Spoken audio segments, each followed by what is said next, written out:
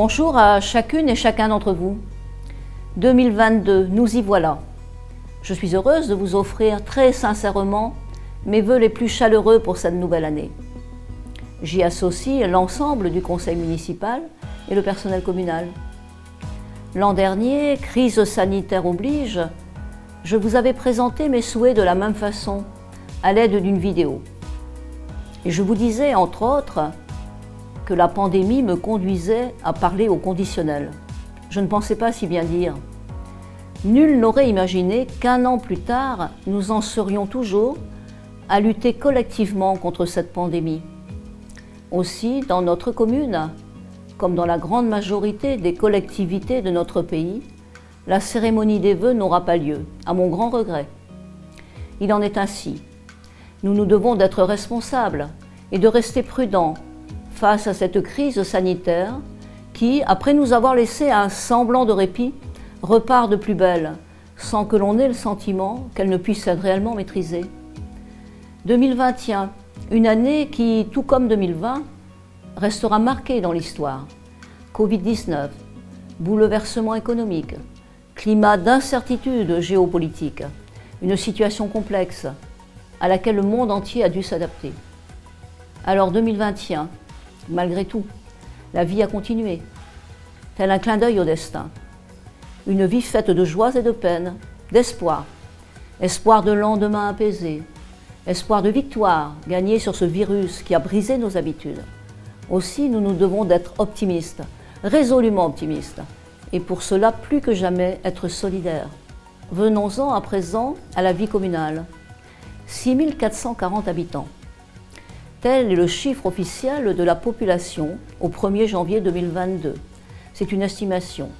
Et il nous faudra attendre 2023, date du prochain recensement, pour connaître précisément le nombre d'habitants. Cependant, plusieurs éléments me conduisent à penser que nous serons en augmentation. L'avenir nous le dira. S'agissant de l'urbanisme, 2021 aura été une année très dense. Beaucoup de constructions, de travaux, signe de vitalité économique. Quant à la vie civique, voilà bientôt 2 ans que l'équipe municipale issue des urnes en 2020 s'est attelée à la tâche.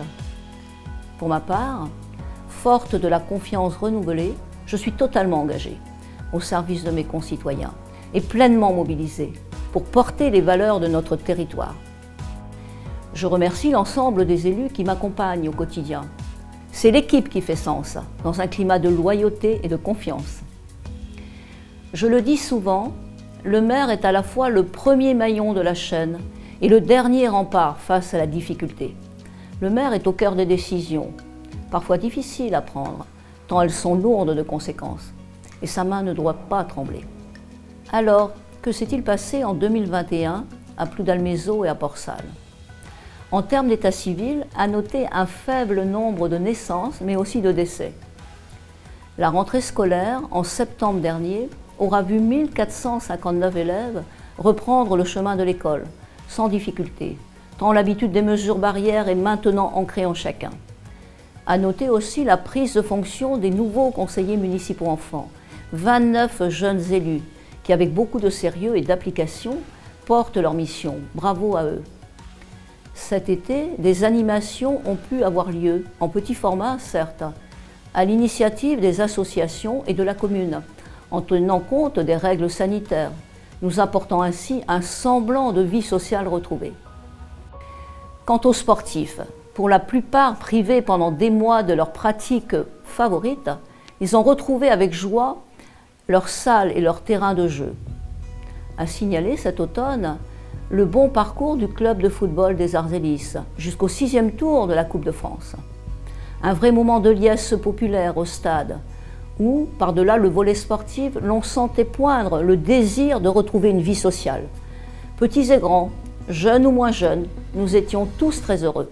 Le club de boxe, quant à lui, a vu 2 de ses membres devenir champions de Bretagne. Bravo à eux. L'Estran et la Coupe du Finistère de kayak, sous un soleil magnifique.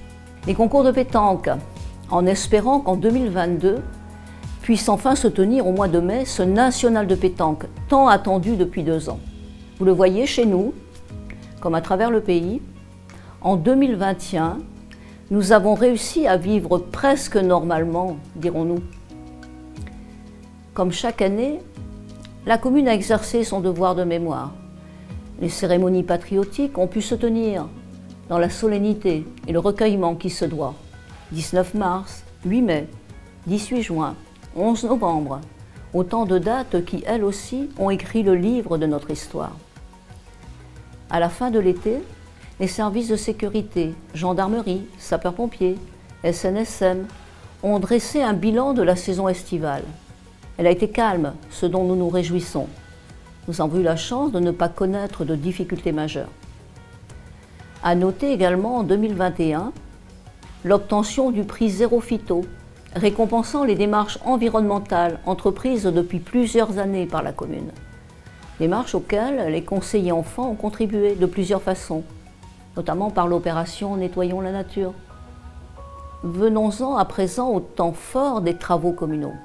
2021 a vu s'achever la sécurisation de la rue du Port, un axe très circulé à l'entrée de Port-Salle. Le 10 septembre, nous avons inauguré le programme de logement pour personnes âgées autonomes, 10 maisonnettes en centre-bourg, rue de Kerjolis, un programme adapté aux normes d'accessibilité, qui sera suivi d'autres similaires. Le 27 novembre, ce fut au tour du Belvédère, la nouvelle salle associative près de l'église de Port-Salle. L'inauguration s'est tenue en présence du nouveau sous-préfet de Brest, M. Sedbon, qui nous a fait l'honneur de présider cette belle cérémonie. Ce bâtiment, dont la construction a été mise à l'arrêt pendant le premier confinement, en mars 2020, vient renforcer l'offre en locaux associatifs sur l'agglomération portsalaise. Nous avons saisi l'occasion de ce chantier pour sécuriser la circulation et le stationnement aux abords, rue des Écoles, rue de Kerescat, améliorant ainsi l'ensemble du quartier, tout en créant des places de stationnement. À noter également, fin 2021, les travaux entrepris par le conseil départemental rue Jules Fortin, près du jardin de Moulin-Neuf, pour sécuriser l'écoulement des eaux pluviales et la continuité écologique du plan d'eau. Ces travaux sont en voie de finition. La vie associative et caritative n'a pas été en reste, tel le forum des associations, la banque alimentaire, où une fois encore vous avez fait preuve d'une grande générosité, ce dont je vous remercie. Puis, durant le premier week-end de décembre, la tenue du Téléthon. Nous avons connu la grande joie d'accueillir Ronan Paillet, médaillé paralympique à Tokyo cet été. Ronan, qui a grandi à Ploudalmézeau et qui, en toute simplicité, a accepté d'être le parrain de cette 35e édition du Téléthon. Merci à lui. Ce fut un véritable moment de partage durant ce week-end dédié à la recherche médicale. À noter aussi plusieurs expositions et conférences, dont celle de Jean-Yves Le Naour sur le commando Kiefer, les Journées du patrimoine. Les services périscolaires et culturels municipaux ont eux aussi largement contribué à apporter de l'animation tout au long de l'année. Bébé lecteur, éveil musical. La commune s'est vue décerner en novembre dernier le trophée de la ville sportive, preuve s'il en était de la vitalité de nos associations, quelle que soit la discipline. Reconnaissance également des efforts financiers conséquents engagés par ma municipalité en termes de construction ou de rénovation des bâtiments. Je pense notamment au complexe du Coum, mais aussi à l'Astérie au centre-bourg. Bénéficiant d'une éclaircie dans la crise sanitaire au début de l'automne, avant que le terme Omicron ne soit connu, nous avons eu la chance d'honorer les jubilaires et les seniors de notre commune durant le week-end de mi-novembre. 2 belles journées, emplies d'émotions et de joie. Cette année, le déjeuner de nos aînés s'est tenu à l'Arcadie. Plus de 300 convives rassemblés pour une après-midi dans la bonne humeur, rythmée par de nombreux chants. Qu'il fut agréable de se retrouver ainsi. Les sourires étaient présents sur tous les visages. Plus près de nous, fin décembre, le jardin public de Moulin-Neuf s'est paré de 1000 feux pour la plus grande joie des petits et des grands, venus à la rencontre du Père Noël. Alors, 2022, nous y voilà, vous disais-je. Que nous réserve cette nouvelle année? Que pouvons-nous souhaiter et espérer? Collectivement, une amélioration de la situation sanitaire, bien entendu. Que notre pays, et bien au-delà, retrouve la vie d'avant, faite de liberté, d'initiative et d'espoir. Je pense notamment à notre jeunesse, dont on sait combien elle a pu être minée par le sentiment de solitude et d'exclusion. Soyons attentifs à nos jeunes. Ils représentent l'avenir de notre pays. Veillons à leur formation, à leurs légitimes attentes. Faisons-lui confiance. Mes pensées se portent également vers nos aînés, à qui nous devons beaucoup. Nos aînés qui, pour les plus âgés, ont connu des temps difficiles et nous donnent aujourd'hui de belles leçons d'humilité. J'ai une pensée particulière pour celles et ceux de mes administrés qui sont dans la peine, due à la perte d'un être cher, qu'ils soient assurés de notre soutien. 2022 sera une année de consultation électorale importante. Les Français vont être appelés à choisir leur président, la femme ou l'homme qui conduira aux destinées de notre pays pour les 5 années à venir. Exprimons-nous. Nous avons la chance de vivre dans une démocratie. 2022 verra dans notre commune le démarrage, la poursuite ou l'achèvement de plusieurs investissements. Des investissements structurants. En tout premier lieu, le complexe sportif du Coum, dont les travaux vont bon train. Sa mise en service est prévue à la rentrée prochaine. Ce bel outil, 3 millions d'euros, largement financé par le conseil départemental, dont je salue ici l'engagement, améliorera considérablement la pratique sportive, notamment celle des établissements scolaires voisins. 2022, la rue Yves Tallarmin verra la fin des travaux d'aménagement et de sécurisation qui ont débuté à l'automne dernier. L'objectif étant d'améliorer l'aspect de cette voie pénétrante sur l'agglomération ploudalmézienne. Livraison du chantier été 2022, si tout se passe bien. 2022, nous espérons voir enfin débuter les travaux de réparation du môle, après de nombreuses études rendues obligatoires. Un chantier de plus de 500 000 €, pour lesquels des financements ont été obtenus. Plusieurs autres programmes verront leur poursuite, tels la rénovation thermique des écoles, des salles de la mairie. À noter également le démarrage de la sécurisation de la rue Joseph Lusven. Quant à l'écoquartier, dans le secteur de l'ancienne gare, sa phase opérationnelle verra le jour au début de l'année. Il va être procédé à la déconstruction de la mythique Tocade, cette discothèque qui, durant des décennies, aura vu se former de nombreux couples. C'est tout un pan de l'histoire de notre commune qui va faire place à un nouveau pôle, mêlant habitat, commerce et espace partagé. Un programme ambitieux, de longue haleine, patiemment élaboré au fil des années. Et d'ici à 2026 ou 2027, nous aurons là un vrai poumon d'activité qui va, j'en suis certaine, enjoliver notre centre-bourg et conforter une dynamique commerciale déjà présente. Nous avons eu la chance d'obtenir le label Petite Ville de demain. Ainsi, nous pouvons envisager de manière optimale l'aménagement de notre commune, en nous appuyant non seulement sur l'expertise, mais aussi sur le soutien financier des collectivités et de l'État. À ces projets phares vont naturellement s'ajouter les travaux que nous menons chaque année pour améliorer nos voies et notre réseau d'éclairage public. À signaler également en 2022 d'importants travaux d'assainissement collectif dans les secteurs de Tréhompan, Kervao, Le Cléguer. Ce programme, porté par la communauté de communes, va se déployer sur 3 années. Il est essentiel pour assurer le maintien de la bonne qualité des eaux de baignade. Je remercie bien sincèrement André Tallarmin, notre président de la CCPI, car il a été très attentif à nos besoins, en engageant ainsi près de 3 millions d'euros sur cette opération. À ces projets connus, planifiés en termes budgétaires, viendront vraisemblablement s'ajouter des imprévus, des opportunités qu'il nous appartiendra de saisir, telles des réserves foncières stratégiques pour assurer le développement de notre commune et son essor. Nous nous devons d'être visionnaires afin de disposer le moment venu du foncier nécessaire à la réalisation d'un investissement.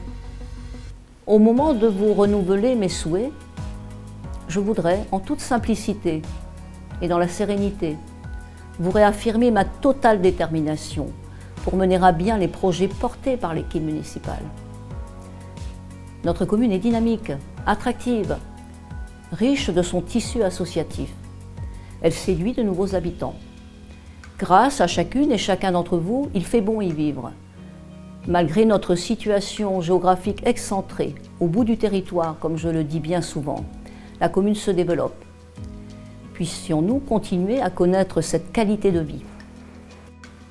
À l'heure actuelle, comme l'ensemble de nos compatriotes, nous devons collectivement faire face à une crise qui a dépassé le seul aspect sanitaire. Une crise inédite, brutale, que nul n'avait imaginée. Au XXIe siècle, siècle de la modernité, de l'intelligence artificielle, et nous avons dû accepter humblement de reconnaître que nous sommes fragilisés. Cela nous conduit sans doute à revoir notre mode de vie et notre façon de penser. Cette situation nous incite également à faire preuve de solidarité. Elle est essentielle pour le maintien du pacte social. L'âge ou le handicap ne doivent pas être un frein à l'inclusion sociale. Faire société, c'est aussi s'assurer que chacun y trouve sa place, dans le respect des convictions. Je sais pouvoir compter sur chacun d'entre vous. Je vous souhaite de très belles fêtes, auprès de celles et ceux que vous aimez, par la présence ou en pensée. Vœux de santé, bien entendu, ce bien précieux qui n'a pas de prix, et dont nous mesurons chaque jour davantage l'inestimable valeur. Vœux de joie, de satisfaction, de bonheur tout simplement. Une année 2022 faite de moments heureux, partagés. Vœux de réussite pour nos jeunes que la crise sanitaire a malmenés dans leurs études, leurs relations amicales. Soyons attentifs à cette jeunesse qui rêve de vivre autrement que dans l'isolement et le repli sur soi parfois. Soyons solidaires et fiers de l'être. Pensons à nos aînés pour lesquels un sourire, une attention apporte beaucoup de joie. Cultivons la gratitude et remercions la vie de ce qu'elle nous donne de beau et de bon chaque jour.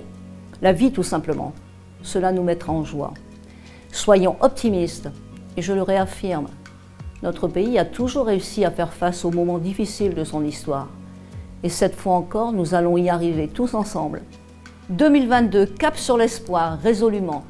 Blavesma Danol, Hieret, à Laouénédiguez, les Antilles, Trugarez. Bonne année à tous, santé et joie dans vos maisons. Merci.